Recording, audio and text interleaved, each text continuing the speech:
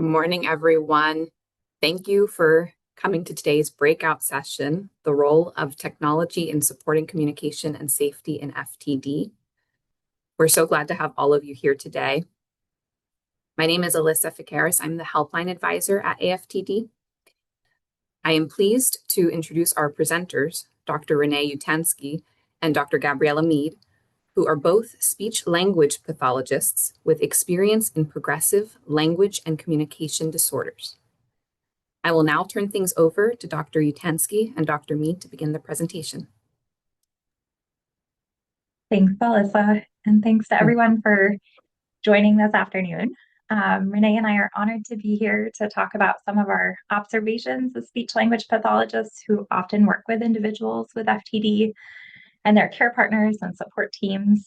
Our goal this afternoon is to share some of what we've learned through those experiences about navigating changes to communication and potential safety risks, and then thinking about how technology can be leveraged to minimize the impact of those on day-to-day life. Before jumping in, I do have a brief but important aside that I want to make. So for our purposes today, the D in FTD stands for degeneration rather than dementia. Many people with FTD diagnoses do not qualify as having dementia per se, since their symptoms don't interfere with their everyday activities, and they may not identify with that term. And so we will use the term FTD or abbreviation, but use the D as referring to degeneration or the physical changes happening in the brain rather than dementia.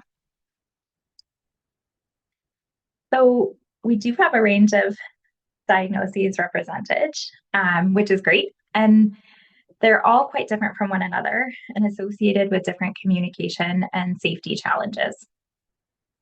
So although there's some overlap, particularly as the disease progresses, we will do our best to cover the whole spectrum, but certainly not in an exhaustive way, given the limited amount of time that we have. So we'll stay focused on changes to communication and how those changes might trigger potential safety risks, and then what can be done about them, with a focus on technology and a focus on the realm of speech-language pathology. So what might you expect to have covered in the context of working with a speech-language pathologist? With that in mind, we have 4 bins or categories of symptoms. So we'll start with those. Again, there's some overlap among these things. It's somewhat of an arbitrary organization, but I think it does help to provide a framework for the presentation and thinking about management options. So speech, language, cognition and behavior, and motor. So I'll talk in turn about each of these. Speech really is a vehicle for verbal communication, so the physical act of talking. For example, individuals with primary progressive apraxia of speech might have difficulty getting their words out or speaking, but they may not have those same challenges or any challenges in understanding what other people say or in writing their own thoughts. And some of the changes that we see to speech in the context of FTD include difficulties with sequencing sounds, calibrating the movements that are needed for speech, making sure that they're the right size, not too small, and then muscle weakness or slowness. Switching gears to language. Language really is multimodal in contrast to speech. So difficulties that can span speaking, reading, listening, and or writing. And some of the symptoms that we see under the umbrella of language across the FTD spectrum include word finding, so coming up with the words. A few of you shared that in the poll. Putting the words in the right order, so grammatical sequencing of words, recognizing words when you hear them or knowing what they mean, and then knowing how to spell words. The next category is cognition and behavior, so a hallmark of many forms of FTD, and you can see a longer list here. Thinking about how that impacts communication, people might have difficulty organizing their thoughts or figuring out what they want to say, attending to the conversation or listening to what others are saying.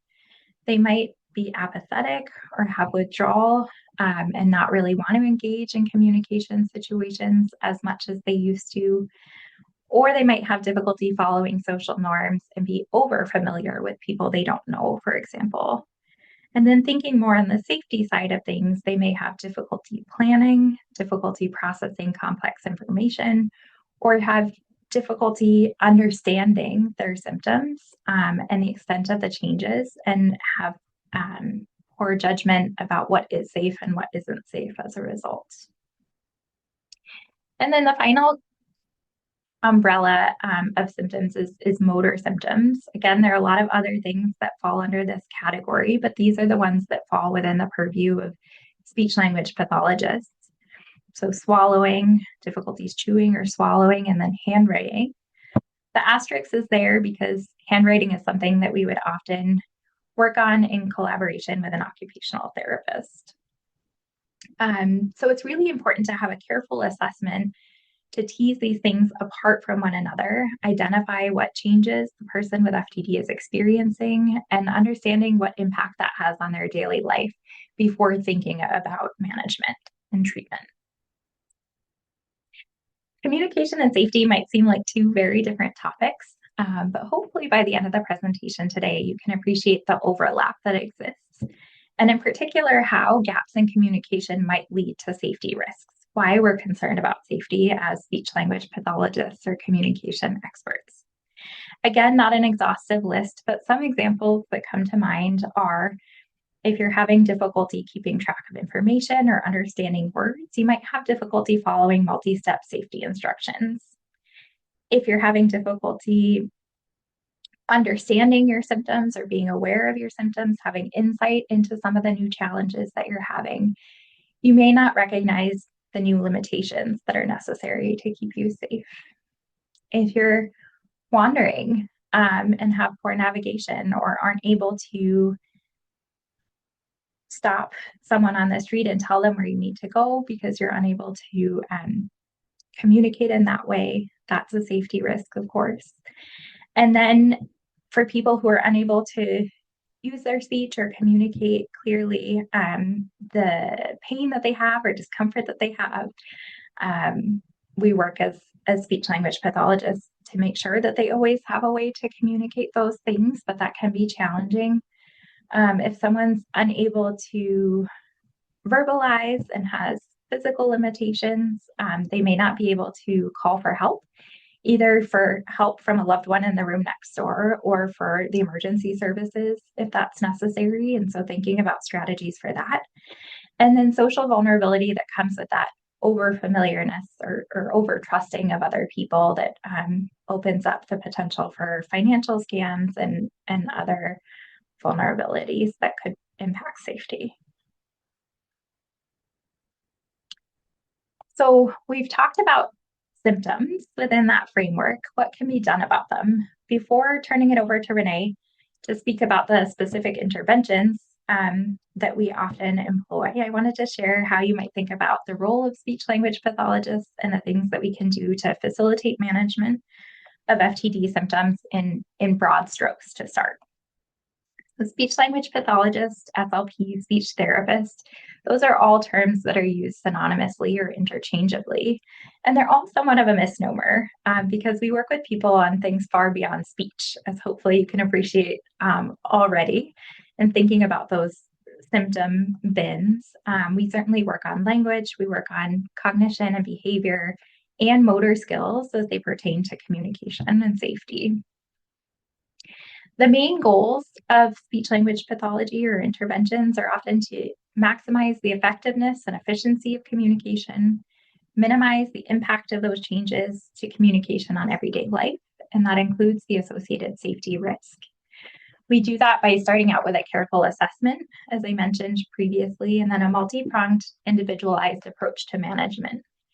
So we certainly will work directly with the person who has the FTD diagnosis and understanding their perception of changes and challenges in everyday life, but we'll also work with communication and care partners. Communication is obviously a two-way street, and so we spend a lot of time understanding day-to-day difficulties from the perspective of communication and care partners and working on strategy training with them to help maximize communication and the effectiveness of communication. And then finally, we think about the environment. Where is communication happening and what are barriers that exist in the environment or barriers to access different modes of communication? And again, the asterisk is for an area where we often work collaboratively with occupational therapists. Across each of these prongs, we have several overarching objectives. So the first is to focus on maintaining participation and engagement in daily activities and routines and maximizing the chance of success of those.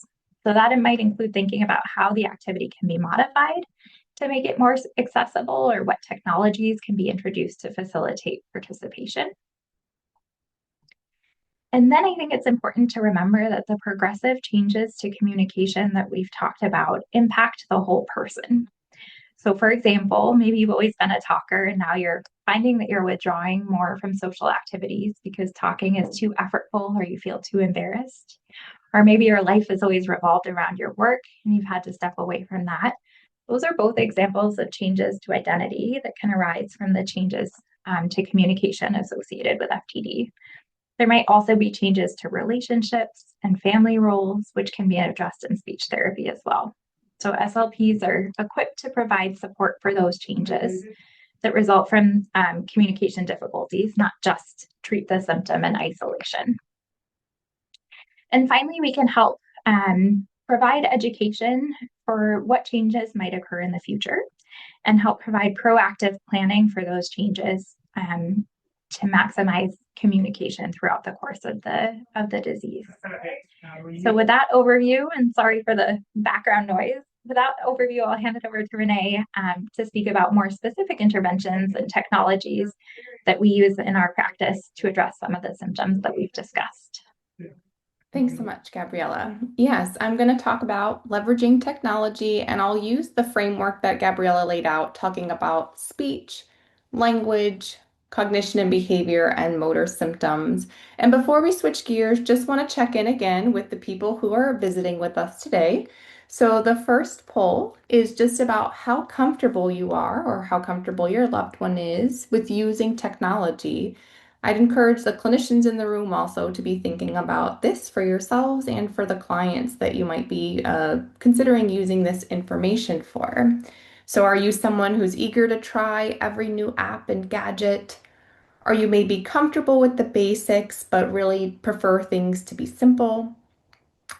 Do you prefer low tech or even no tech options? Those what we'd call old school methods perhaps? Or does technology just feel like one more thing to manage and something you would perhaps rather avoid? The second question is, what is the biggest barrier to using technology? Is it because it is costly between the devices and the subscriptions? Are they just too expensive? Is it the complexity that they're maybe too hard to set up or maintain? Is it just that you're not really interested in using it? Or perhaps you have concerns about privacy with data and tracking. So I'll give you a few moments here to answer these two questions.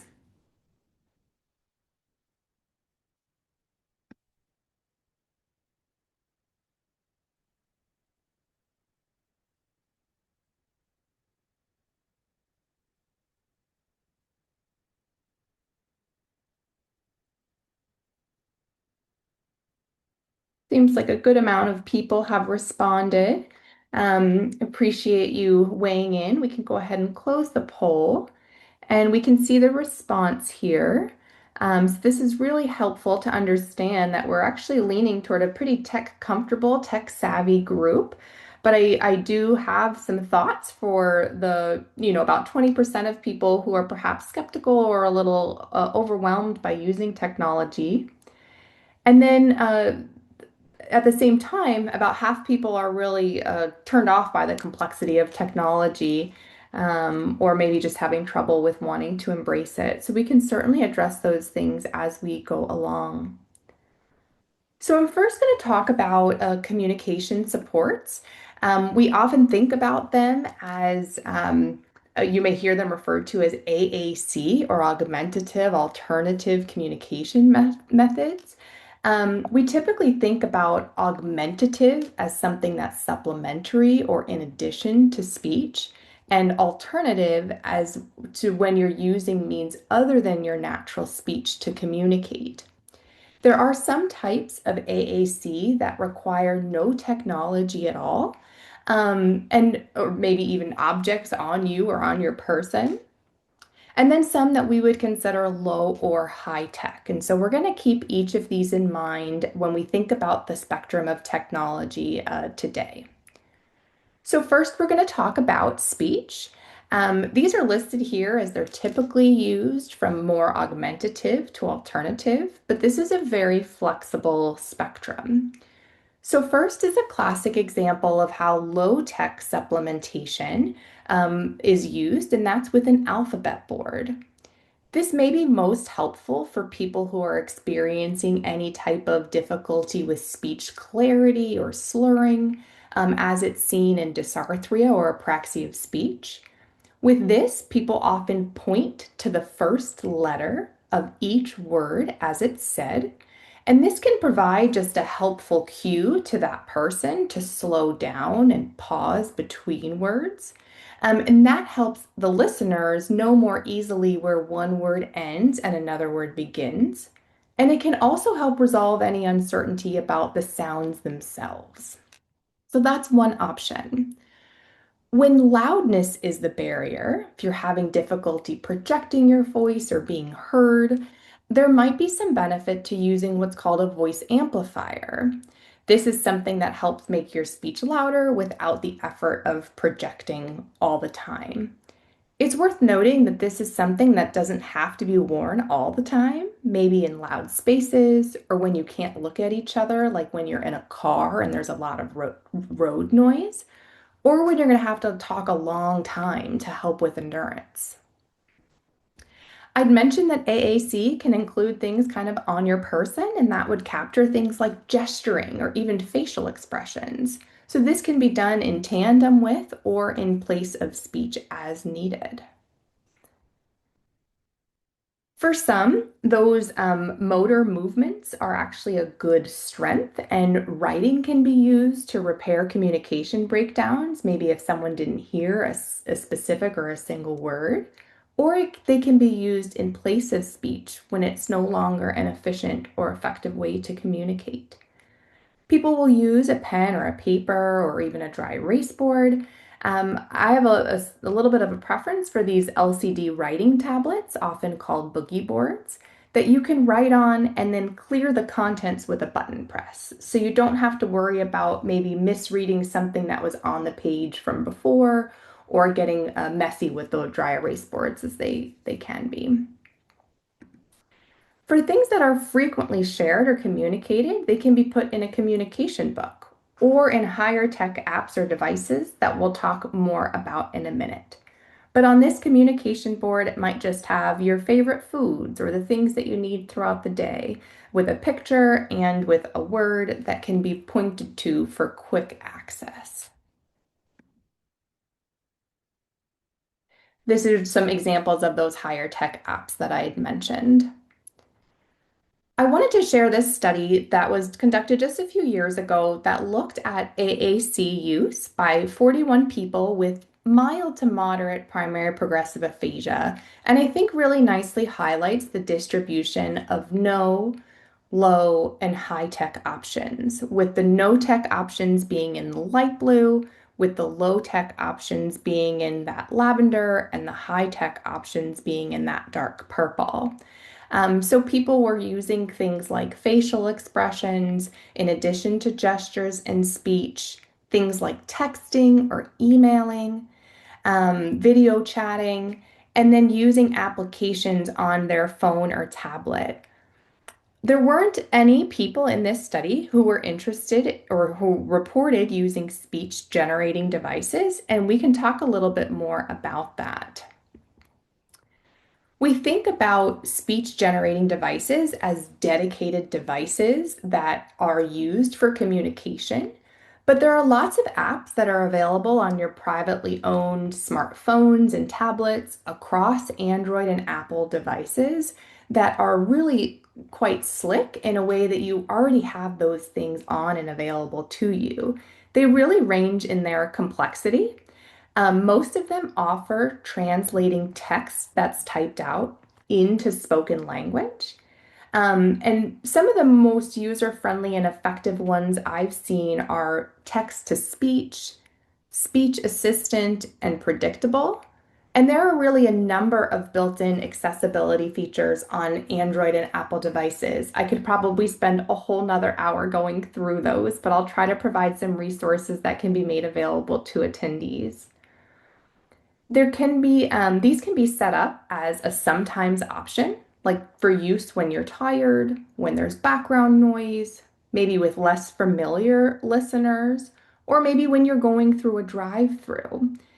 And it's nice because you can personalize these with saved messages, so it can make things kind of more efficient to use.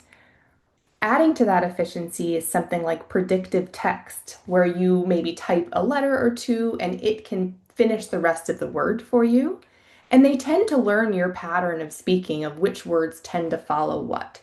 So that can be really helpful if you're not already using those.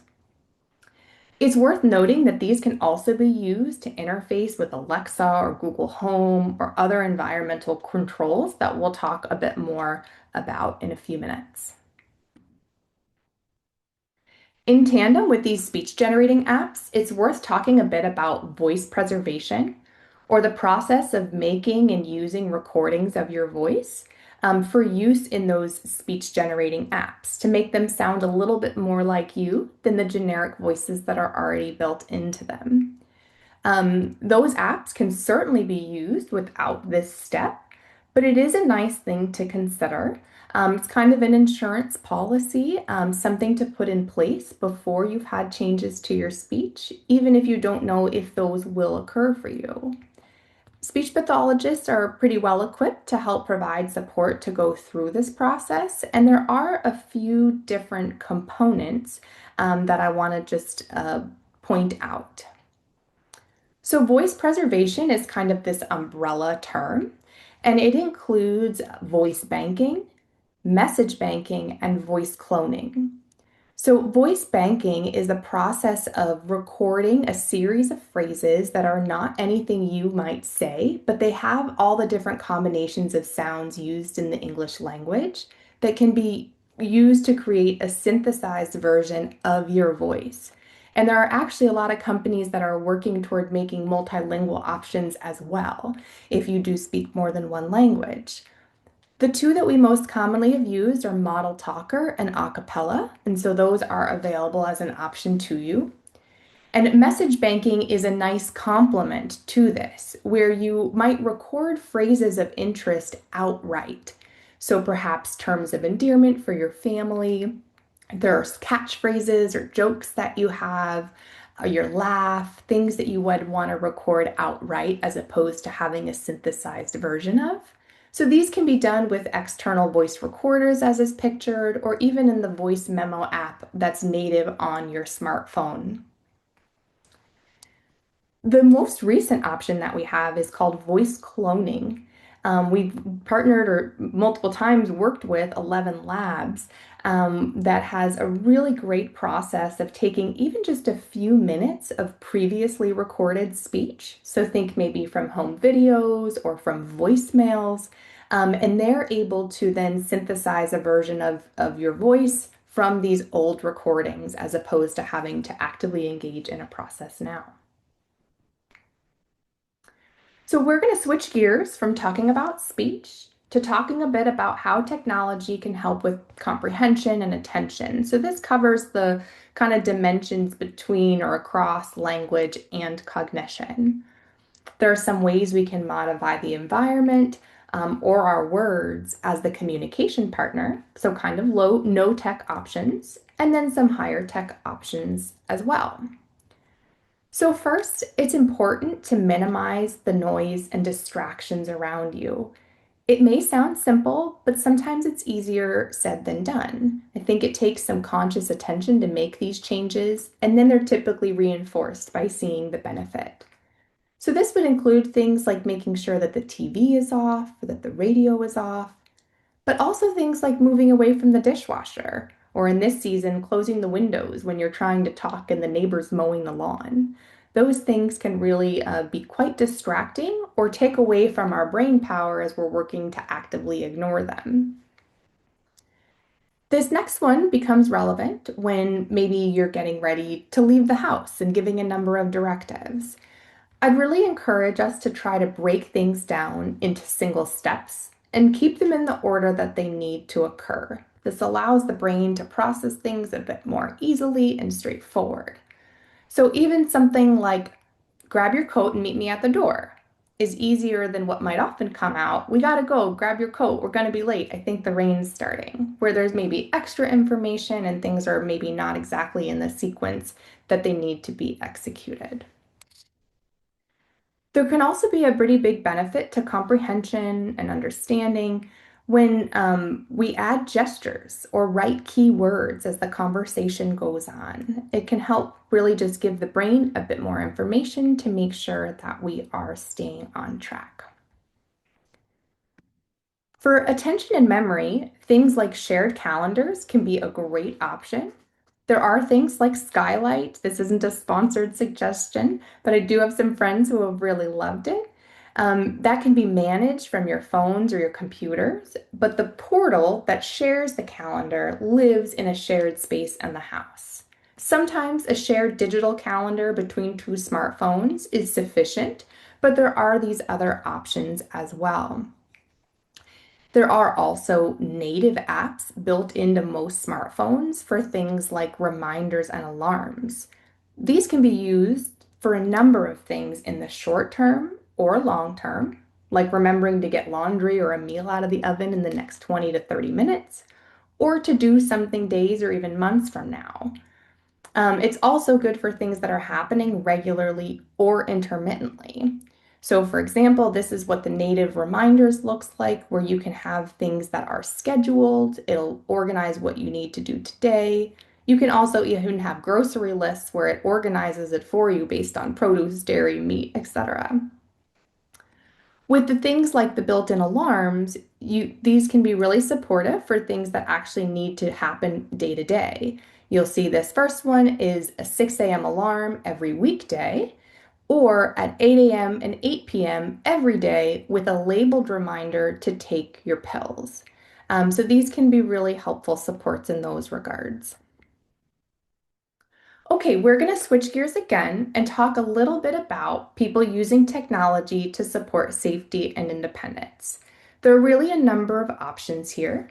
For safety within the home, we think about video monitoring options and things like chair alarms or door alerts to offer peace of mind of where people are when you're not together.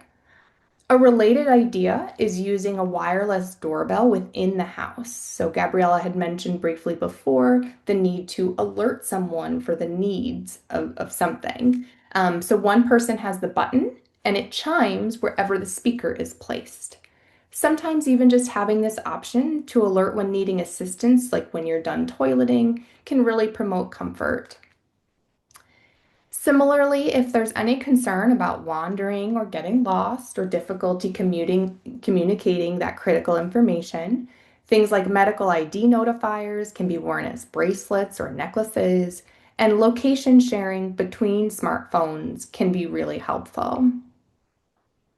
For those who wear smartwatches like many of us do or might be interested and willing to try, they offer a built-in fall detection service. So if it detects a fall, it will give an alert and you can either notify your loved one and or emergency services if needed, or you can clear the alert and tell them that you're okay. The final piece to discuss is controlling access to things like social media or spending, if those are challenging areas. These access restrictions can be placed as to how much time or money can be spent or what sites can be accessed. Each platform is a little bit different, but most have pretty good online support to navigate that. The last thing I wanted to talk about were voice-activated controls. These can be used for things like voice to text when speech is a strength and dexterity or fine motor movements are a challenge. A subset of these controls include environmental controls, like turning on off the lights or the TVs, or locking or unlocking doors, those smart home devices. They can also be used as intercoms from room to room if projecting is a challenge. I also mentioned earlier, but want to reiterate, these can be activated by commands produced by a speech generating application.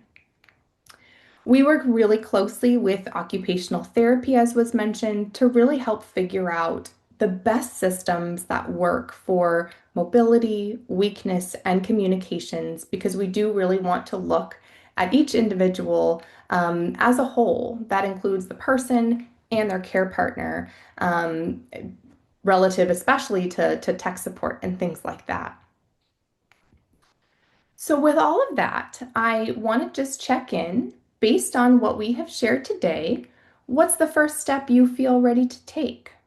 Are you interested or ready to contact an SLP for an evaluation?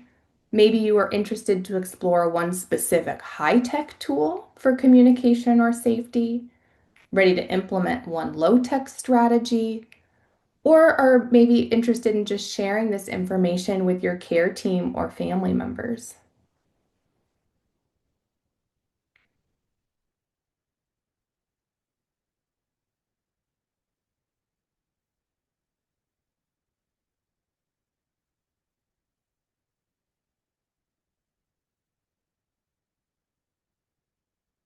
It's a single choice option, so you won't hurt our feelings if you're not contacting an SLP, I promise. Maybe you should have put an other here, so if you do have other thoughts about what you're ready to do, you're welcome to put those in the Q&A as well. We'll give you just another moment here before we close the panel, close the poll rather. Okay, we can see what people are thinking. Right, a nice distribution of things. A lot of people interested in sharing information or got some ideas for some high-tech tools to use. I'm really glad to see that. So just wanted to share some important reminders from what we've gone through today. You don't need to do everything at once. I think especially thinking about your baseline comfort and interest in technology, just a reminder that technology should reduce your stress, not increase it. So just because it's something that's available doesn't necessarily mean it's the right choice for you. I want us all to remember that low-tech strategies are still real interventions and real options for support. They're not minimized just because they're not fancy. We also know that your needs will change, that is expected. So revisiting your decisions about these things over time is just part of good care. This might not be something you're interested in now, but as your needs change, revisit it and see if it's something that is. And you're here today, so maybe this one doesn't need to be said, but just a reminder to ask for help from professionals or through support groups. I think lots of good ideas come from sharing from you all. So I'd like to open it up for questions, I believe. Thank you, Rene, and thank you, Gabriela, for sharing such a wonderful presentation. So we do have a couple of audience questions. So for the first question, do you have any specific recommendations for monitoring systems for family members who are not on site? For example, for a family who lives next door. Yeah, I can jump in for that first one, Gabriela, if you have anything to add. I think that these video monitoring systems can work fairly well. So one that is often pretty affordable and accessible is like a Wise camera. Again, not a sponsored recommendation. That's just the one we've used. Feel free to look at others, but it has an app on your phone. So you can get alerts when there's movement, whether that's someone coming in or out of the house. There are also indoor and outdoor options, so those can be helpful. But because it's an app, the range is sufficient that you'd always have access to that. And they do have options where you can use it as an intercom as well. And another question is, can you give examples of controlled access? I'll wait to see if your mic comes off, or just leave it out. But things like, particularly for bank cards, so there can be limits to how much can be spent at a single time. So no transactions over, say, $50. You can have screen time limits so that once an app or a device has been used for so many hours, they are no longer accessible. Or certain websites or URLs are blocked, where those are not available unless you have a password protection. So those are available on like streaming services or just on web browsers. Like another question we got was if there are any tips on how to find a speech therapist that has experience or specializes in FTD or PPA. Well, I'd say Alyssa is a great Ideal. resource. Yeah, that Um, was what I was thinking too. yeah, I think, connecting with the AFTD is great. I mean, I think they've been trying to build a network of people who they can refer patients to. I would say the National Aphasia Association is also trying to make some efforts to have people who are available.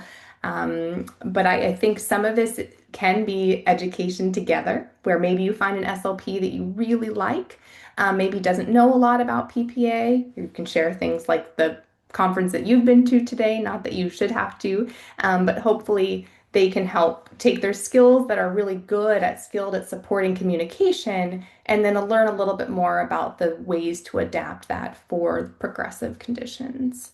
And someone had asked do you know of any items to turn off the range on an oven or have it password protected?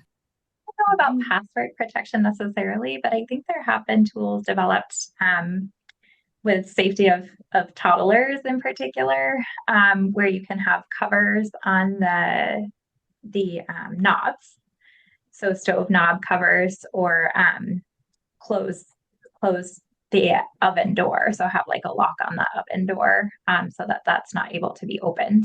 But the knob covers should work so that you can't turn it on and off if it is a manual oven at least. It looks like helping with bath or sink overflows, if there's any recommendations. I think that it's not a technology one, but I think one of the strategies I've tried before is just finding ways to help sustain attention nearby so that there is a greater awareness of the bath or the sink overflowing. So, for instance, with one patient, they really liked doing poetry or sketching, I think actually it was. And so we kept a sketchbook in the kitchen. And so instead of leaving, he would just start a sketch and then he would hear the sink earlier, something like that. So it just depends on the scenario, of course, but that might be a way around it from a no technology perspective. Yeah, thank you for sharing. So we just have a couple of minutes to wrap up. So I do want to say thank you, both of you, for your presentation, and thank you for everyone who participated and shared some questions as well.